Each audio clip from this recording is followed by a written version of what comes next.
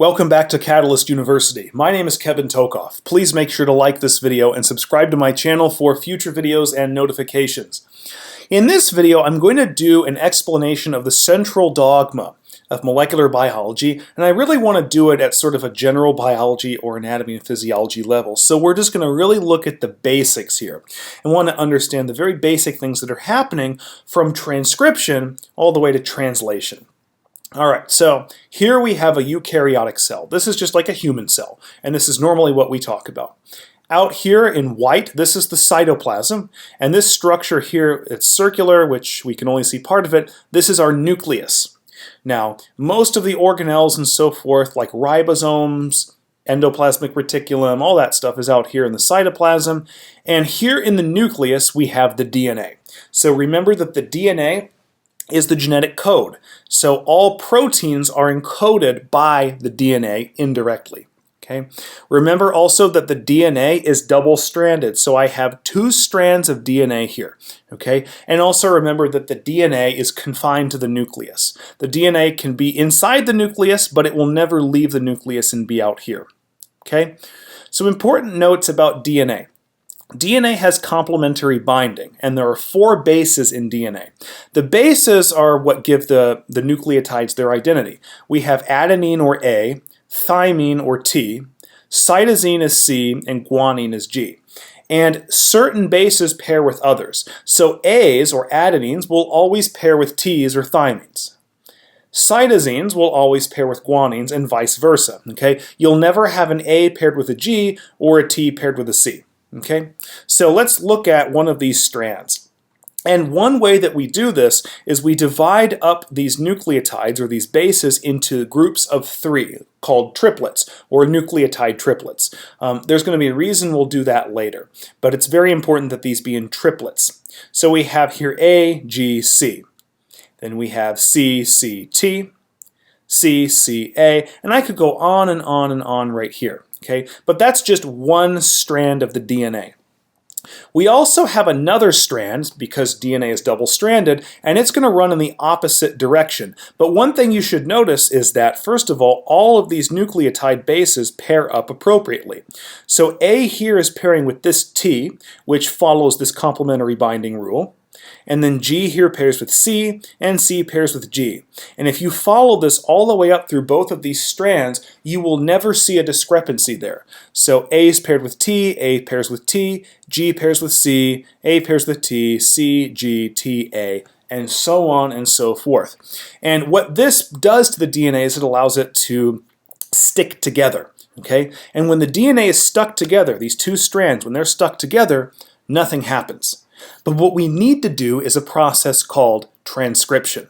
Alright, so there's a few things that have to happen with transcription. Alright, so first of all, the DNA strands have to be unzipped. So kind of like a zipper. You have 2 little strands of the zipper, you have to pull the thing down, and the strands come apart, right?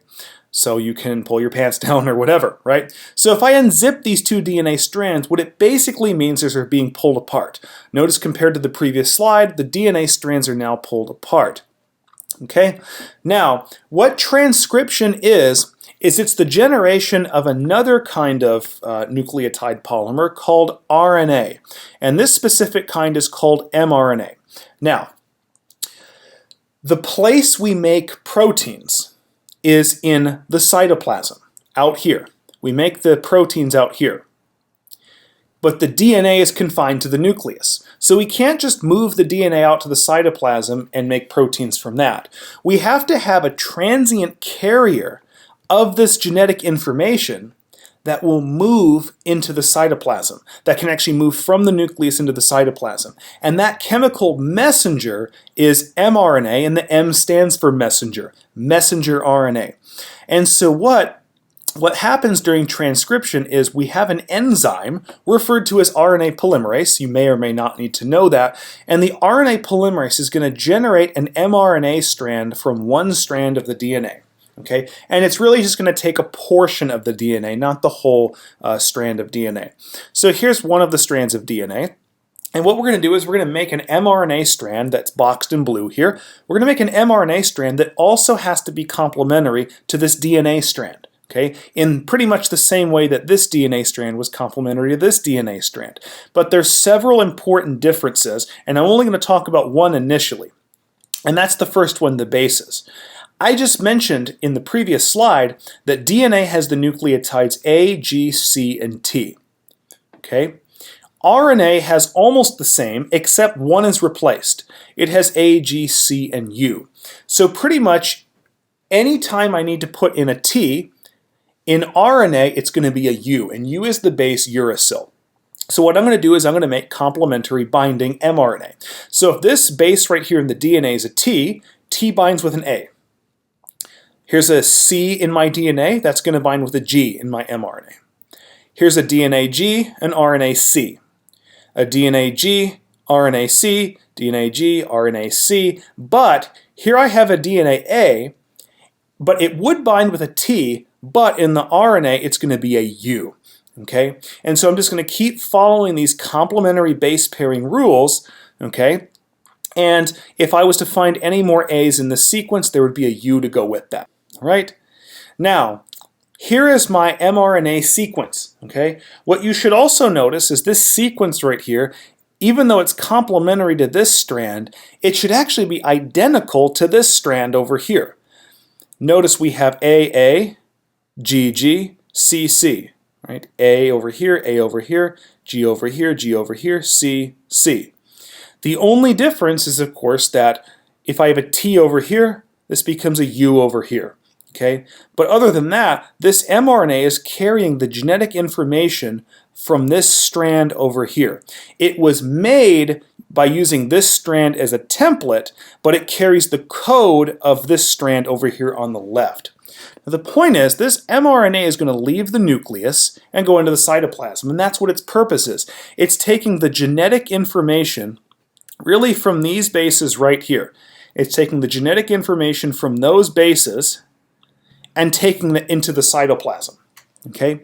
And why is it necessary to take it into the cytoplasm? Because that's where protein synthesis occurs, and protein synthesis is going to use the code on this mRNA. Now there's a couple other things I want to mention about differences between DNA and RNA, other than the bases themselves, and remember DNA has T, RNA has U in place of that T.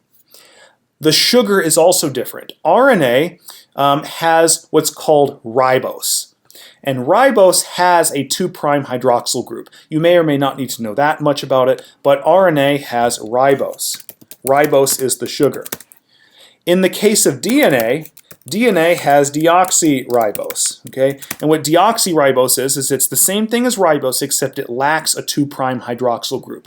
You may or may not need to know the chemistry, but you should certainly know the identity of that sugar, at least the name of it. Ribose in RNA, deoxyribose in DNA.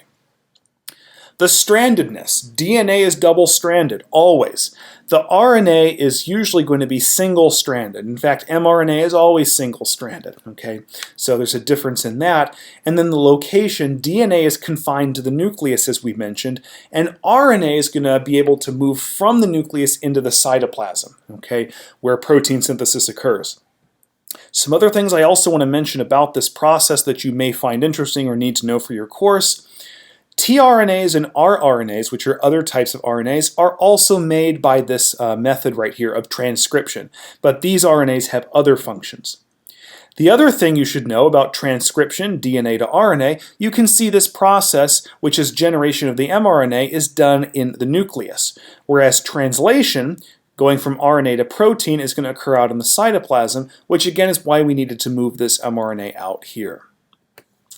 Alright, so now we've gotten this mRNA moved out into the cytoplasm, and this mRNA is going to be picked up by a structure called the ribosome. Okay?